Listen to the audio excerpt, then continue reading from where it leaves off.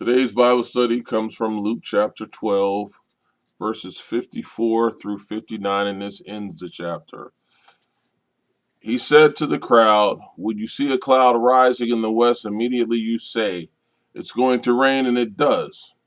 And when the south wind blows, you say, 'It's going to be hot,' and it is. Hypocrites, you know how to interpret the appearance of the earth and the sky. How is it that you don't know how to interpret this present time? Why don't you judge for yourselves what is right? Are you going with your adversary to the magistrate? Try hard to be reconciled on the way, or your adversary may drag you off to the judge, and the judge turn you over to the officer, and the officer throw you into prison. I tell you, you will not get out until you have paid the last penny." Jesus here is speaking to interpreting the times of that situation. And he's speaking to the crowd, and he says to the crowd, "You can see the cloud rising in the west, and you know what's going on. And immediately you'll say, 'It's going to rain.' And it does. And when the south wind blows, you say, 'It's going to be hot.' And it is." You recognize these things of the physical world. Hypocrites, you know how to interpret the appearance of the earth and sky. And he's calling them hypocrites because he's saying you can see these things, the physical things that you have no control over, but how is it that you don't know how to interpret this present time? And he's asking them this because we were lacking. We are lacking in so much, and we were lacking here. And Jesus says to him, "Why do you not judge what is right?" Pretty much, Jesus was asking them to think and think it for themselves. Anyone who can judge what is right, you can see these things, can see the importance of getting right with the Lord. You haven't been getting right with the Lord. You can see these things, but you can't see the important thing. And the important thing here is to get right with God. It's for you to make every effort along the way to settle up with the Lord.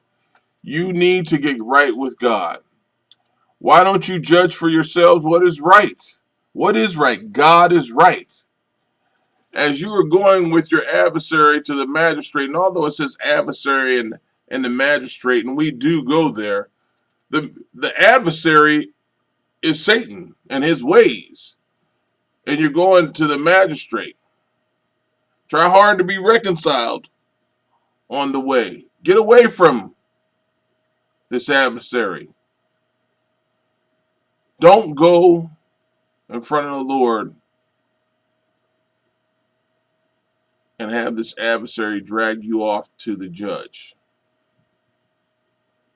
Because you don't want to be judged with the adversary on your side. The adversary is wicked and evil. Jesus used this and made sense to settle before appearing before the judge. We can say that in the light of the work of Jesus at the cross, God offers a settlement to us out of court. God offers us something.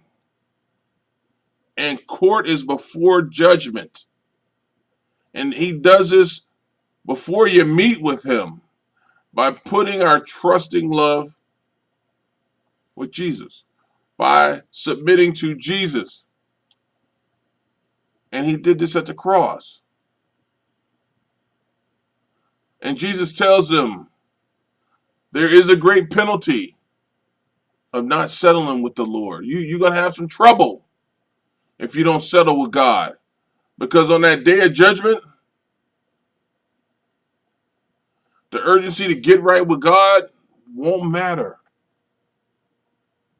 So be ready and anticipate the return of Jesus. And he spoke about this a little bit earlier in the chapter as we were reading a couple nights ago. And Jesus says there's a price to be paid. And when you have paid with your very last bit, that's your soul.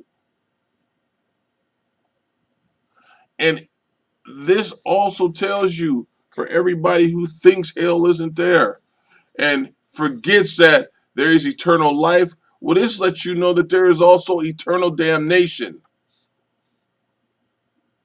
And you don't want eternal damnation. You want eternal life. You want the victory that is already won. Because payments for sins is required. And you don't just get to go away. We are an imperfect creature that can't make the payment that Christ made. That's why we needed the sacrifice.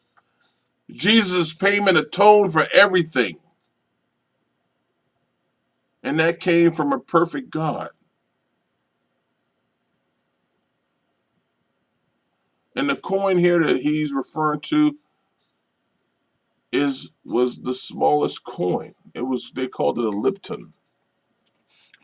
But we have a price to pay. And the punishment of hell is eternal. And you can check that out in Matthew 25:46, 2 Thessalonians 1 and 9. The torment of hell is forever. Ouch. I'm itching. Look at Revelation 14. It's around the 8th, 11th verse. And the fires of hell are not quenched. They're going to burn forever. That's in Mark chapter 9, verse 48.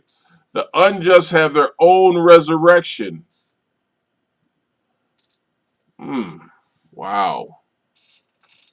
And they're going to endure the punishment of hell. That's John 5:29 and Acts 24:15. So understand, don't go before the Lord at the last minute. Get your acts right before you get there. Don't go to the judge with the adversary on your side. Reconcile with Jesus to Christ and get right. Then you won't have that adversary. Amen.